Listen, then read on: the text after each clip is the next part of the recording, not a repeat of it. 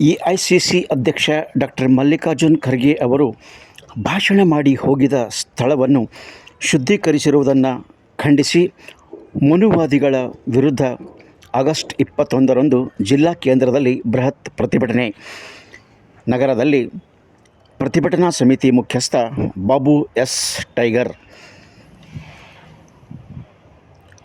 AICC ಅಧ್ಯಕ್ಷ doctor Mallikarjun Kharge ಅವರು ಭಾಷಣ ಮಾಡಿ ಹೋಗಿರುವ ಸ್ಥಳವನ್ನು ಶುದ್ಧೀಕರಿಸಿರುವ ಮನುವಾದಿಗಳ ಧೋರಣೆಯನ್ನು ಖಂಡಿಸಿ ಆಗಸ್ಟ್ 21ರಂದು ಜಿಲ್ಲಾ ಕೇಂದ್ರದಲ್ಲಿ ಬೃಹತ್ ಪ್ರತಿಭಟನೆಯನ್ನು ನಡೆಸಲಾಗುತ್ತಿದೆ ಎಂದು ಪ್ರತಿಭಟನಾ ಸಮಿತಿಯ ಪ್ರಮುಖ ಬಾಬು ಎಸ್ ಟೈಗರ್ ಅವರು ತಿಳಿಸಿದರು. ನಗರದ ವಿವಿಐಪಿ ಗೆಸ್ಟ್ ಹೌಸ್ನಲ್ಲಿ ಭಾನುವಾರ ಬೆಳಗ್ಗೆ 11:30ಕ್ಕೆ ನಡೆಸಲಾದ ಪತ್ರಿಕಾಗೋಷ್ಠಿಯಲ್ಲಿ ಅವರು ಈ ವಿಷಯ ತಿಳಿಸಿದರು. ಈ ಸಂದರ್ಭದಲ್ಲಿ ಪ್ರಮುಖರಾದ ವೈಜನಾಥ ಶಿಂದೆ, ಲೋಕೇಶ್ ಮೇತ್ರೆ, ಸಿದ್ಧಾರ್ಥ ಡಾಂಗೆ, ಧರ್ಮರಾಜ್ ರತ್ನಾಕರ್, ಸುಶೀಲ್ ಕುಮಾರ್ ಭೋಲಾ, ಸಿದ್ಧಾರ್ಥ ಜಾನ್ವೀರ್, ಸಿದ್ಧಾರ್ಥ ಕಾಂಬಳೆ ಮತ್ತಿತರರು ಈ ಸಂದರ್ಭದಲ್ಲಿ ಹಾಜರಿದ್ದರು.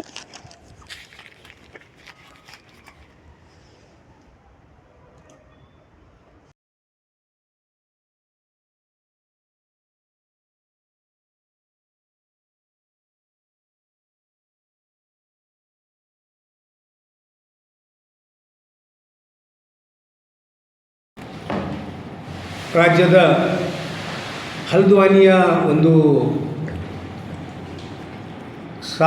ಕಾಂಗ್ರೆಸ್ ಪಕ್ಷದ ಸಾರ್ವಜನಿಕ ಸಭೆಯನ್ನು ಉದ್ದೇಶಿಸಿ ಮಾತನಾಡಿ ಹಿಂತಿರುಗಿದ ನಂತರ ಅಲ್ಲಿರ್ತಕ್ಕಂಥ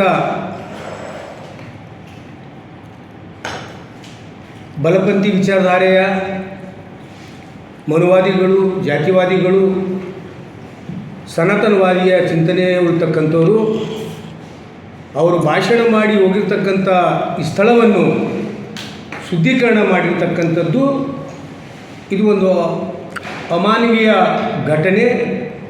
ಈ ಘಟನೆಯನ್ನು ನಾವು ತೀವ್ರವಾಗಿ ಖಂಡಿಸ್ತಾ ಇದ್ದೀವಿ. ಭಾರತ ದೇಶ ಸಂವಿಧಾನವನ್ನು ಜಾರಿಗೆ ಬಂದು 77 ವರ್ಷ ಗತಿಸಿದರೂ ಕೂಡ ಭಾರತ ದೇಶದಲ್ಲಿ ಇನ್ನೂ ಬಲಪಂಥೀಯ ವಿಚಾರಧಾರೆ ಉಳ್ತಕ್ಕಂಥವರು, ಭಾಜಪ RSSನ ಸಂಘಟನಾಕಾರರು ದೇಶದಲ್ಲಿ ಜಾತೀಯತೆ, ಅಸ್ಪೃಶ್ಯತೆ ಆಚರಣೆಯನ್ನು ಇನ್ನೂ ಮುಂದುವರಿಸಿರತಕ್ಕಂಥದ್ದಕ್ಕೆ ರಾಷ್ಟ್ರೀಯ ನಾಯಕರಾಗಿರ್ತಕ್ಕಂಥ ಮಲ್ಲಿಕಾರ್ಜುನ್ ಖರ್ಗೆ ಏನು ಭಾಷಣ ಮಾಡಿ ಹೋಗಿರ್ತಕ್ಕಂಥ ಸ್ಥಳವನ್ನು ಏನು ಶುದ್ಧೀಕರಣ ಮಾಡಿ ನೋಡಿದ್ರೆ ಇವತ್ತು ಭಾಳ ಭಾರತ ದೇಶದ ಪ್ರತಿಯೊಬ್ಬ ನಾಗರಿಕ ತಲೆ ತಗ್ಗಿಸ್ತಕ್ಕಂಥ ರೀತಿಯಲ್ಲಿ ನಡೆದಂತಕ್ಕಂಥ ಘಟನೆ ಅಂತ ಹೇಳೋಕೆ ಬಯಸ್ತಾ ಇದ್ದೀನಿ.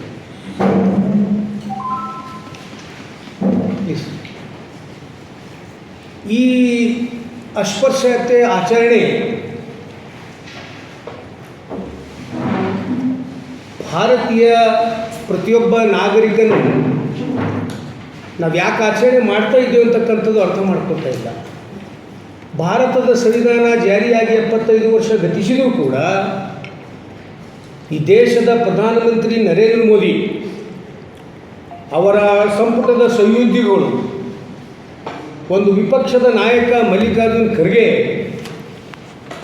ಸರ್ವಜಾತಿ ಜನಾಂಗದ ವಿಚಾರವನ್ನು ಮೈಗೂಡಿಸಿಕೊಂಡವರು ಮತ್ತು ಸಂವಿಧಾನದ ಆಸೆಯಂತೆ ದೇಶಾದ್ಯಂತ ಸಮಾಜ ನಿರ್ಮಾಣ ಆಗಬೇಕು ಅಂತಕ್ಕಂಥ ಒಂದು ಸಂಕಲ್ಪವನ್ನು ಇಟ್ಕೊಂಡು ಕಾಂಗ್ರೆಸ್ ಪಕ್ಷ ಸಂಘಟನೆಯಲ್ಲಿ ಮುಂಚೂಣಿಯಲ್ಲಿರ್ತಕ್ಕಂಥ ಒಬ್ಬ ನಾಯಕ, ಅವರ ಇಡೀ ಜೀವನದಲ್ಲಿ ಪ್ರಾಮಾಣಿಕತೆ, ಶ್ರದ್ಧೆ ಮತ್ತು ತ್ಯಾಗ ಬಲಿದಾನದೊಂದಿಗೆ ಇವತ್ತು ಅಷ್ಟೊಂದು ಉನ್ನತ ಸ್ಥಾನಕ್ಕೆ ಹೋಗಿರ್ತಕ್ಕಂಥ ನಾಯಕ ಡಾಕ್ಟರ್ ಮಲ್ಲಿಕಾರ್ಜುನ್ ಖರ್ಗೆ.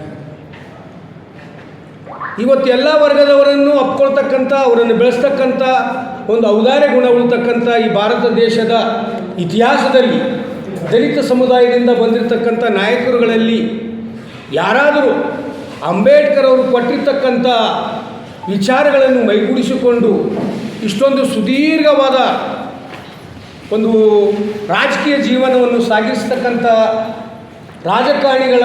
ಮುತ್ಸದಿ ರಾಜಕಾರಣಿಗಳ ಒಂದು ಪಟ್ಟಿಯಲ್ಲಿ ಯಾರಾದರೂ ಇದ್ದರೆ ಅವರು ಡಾಕ್ಟರ್ ಮಲ್ಲಿಕಾರ್ಜುನ್ ಖರ್ಗೆ ಅವರಿದ್ದಾರೆ.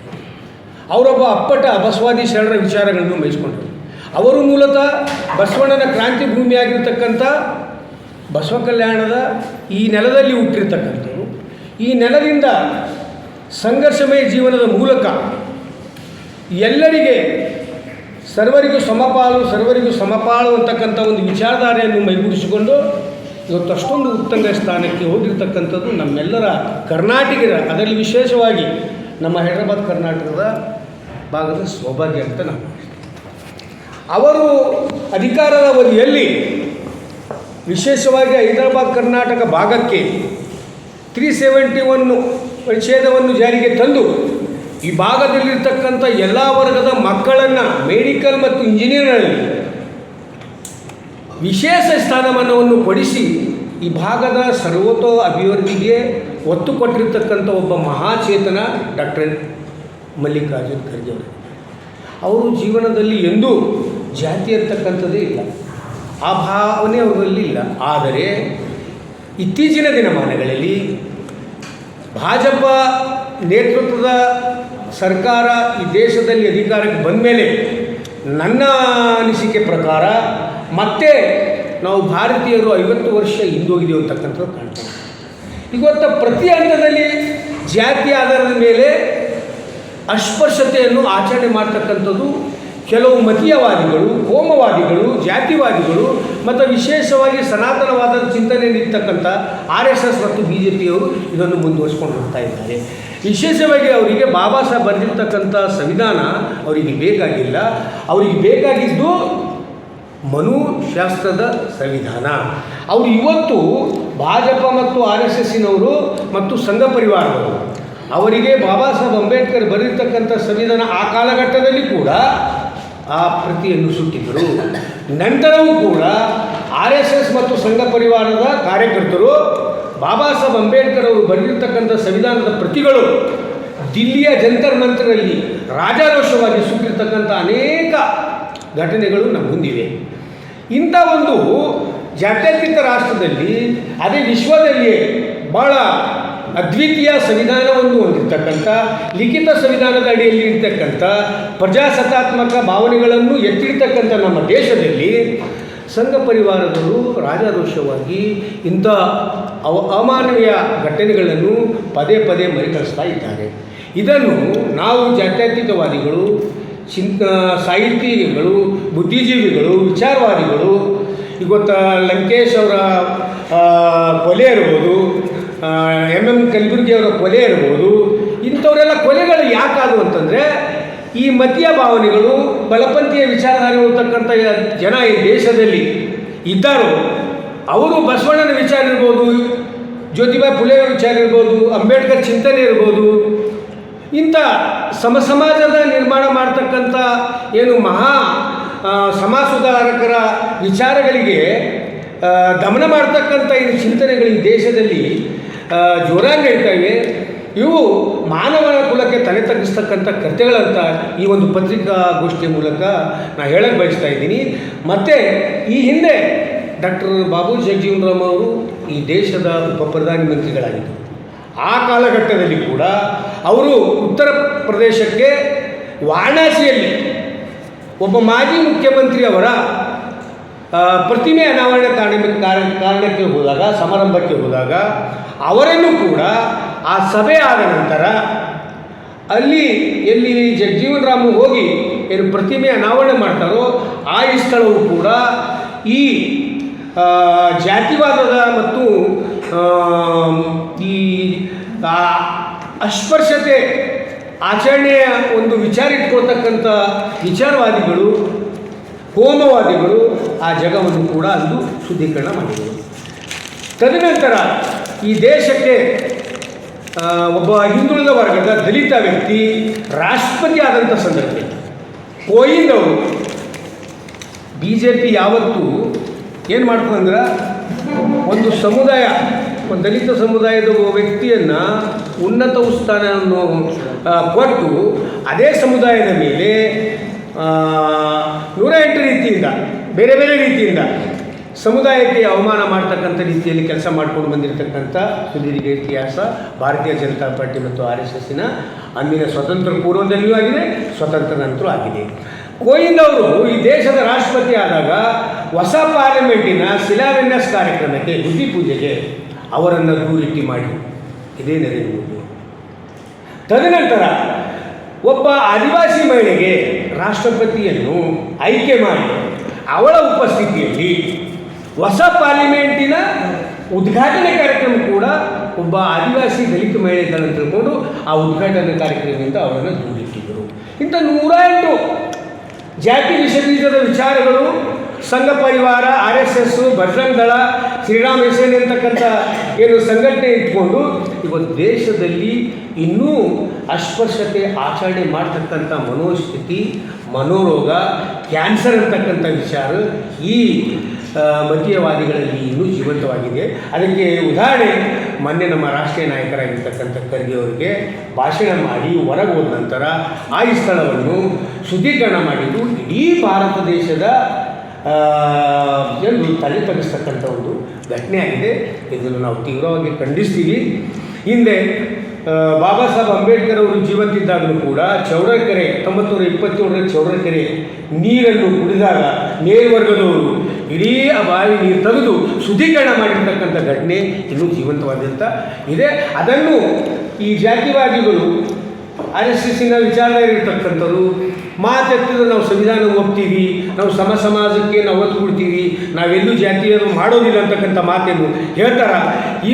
ಇವರಿಂದಲೇ ದೇಶದಲ್ಲಿ ಅಸಮಾನತೆ, ಜಾತಿ ಮಧ್ಯೆ ವಿಷಬೀಜ ಬಿತ್ತಕ್ಕಂಥ ಒಂದು ಹುನ್ನಾರ, ಮತ್ತು ಎಲ್ಲ ಜನರು ಯುವಕರಲ್ಲಿ ಹಿಂದುತ್ವದ ಒಂದು ವಿಷಬೀಜವನ್ನು ಬಿತ್ತು. ಹಿಂದೂ ಮುಸ್ಲಿಂ ಇದು ಒಂದು ಬಿಟ್ಟರೆ ಈ ದೇಶದಲ್ಲಿ ಅಭಿವೃದ್ಧಿ ಇಲ್ಲ. ಶಾಲಾ ಬಗ್ಗೆ ಚರ್ಚೆ ಇಲ್ಲ, ಆರೋಗ್ಯ ಇಲಾಖೆ ಆರೋಗ್ಯ ಆಸ್ಪತ್ರೆಗಳ ಬಗ್ಗೆ ಇಲ್ಲ, ನಿರುದ್ಯೋಗ ಸಮಸ್ಯೆ ಇದೆ, ರೈತರು ಸಂಕಷ್ಟದಲ್ಲಿದ್ದಾರೆ.